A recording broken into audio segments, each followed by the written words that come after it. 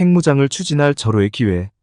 최근 국제 정세는 급격히 변하고 있으며 그 중심에 우리 대한민국이 있다. 특히 한국의 핵무장 논의는 새로운 국면에 접어들었다.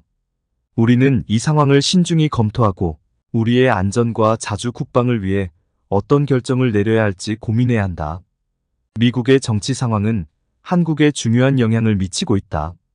바이든 대통령이 차기 대선 출마를 포기한 가운데 트럼프 전 대통령이 차기 대통령으로 당선될 가능성이 커졌기 때문이다. 트럼프가 대통령으로 당선된다면 그의 제1기 임기 동안 추진되었던 정책들이 다시 주목받을 것이다.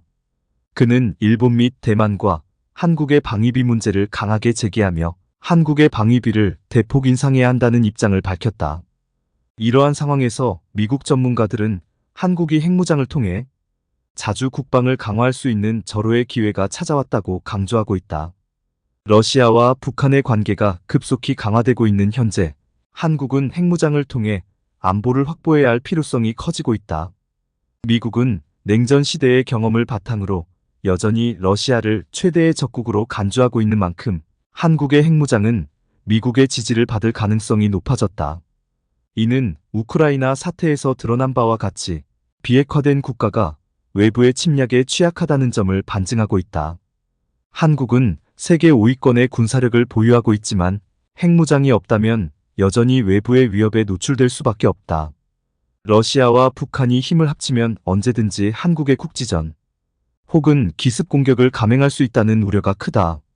특히 러시아는 경제 제재로 인해 절박한 상황에 처해 있으며 북한 역시 달러 수입과 송금이 막혀 극단적인 선택을 할 가능성이 크다.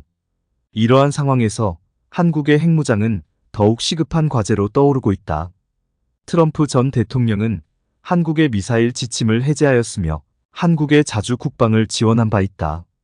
그는 한국이 자체적으로 방어 능력을 갖추어야 미국의 방위비 부담이 줄어든다는 입장을 고수해왔다. 또한 트럼프 행정부는 한국과의 핵잠 건조 협력을 추진해왔으며 이는 한국의 안보를 강화하는 중요한 시발점이 됐다. 한국의 핵무장은 단지 국방력 강화에 그치지 않는다.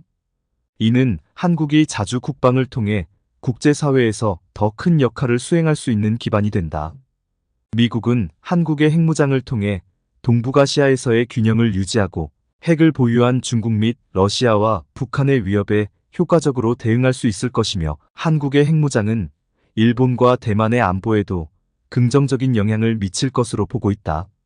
이러한 여러 가지 상황 변화는 한국의 안보와 자주 국방을 위한 불가피한 선택이라는 점에서 지금이야말로 한국의 핵무장을 추진할 최고의 기회인 것이다.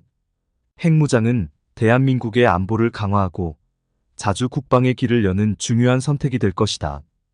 이제 국민의 안전과 국가의 미래를 위해 신중하게 이 문제를 검토하고 결단을 내려야 한다. 국민의 적극적인 지지와 협력이 필요할 때다.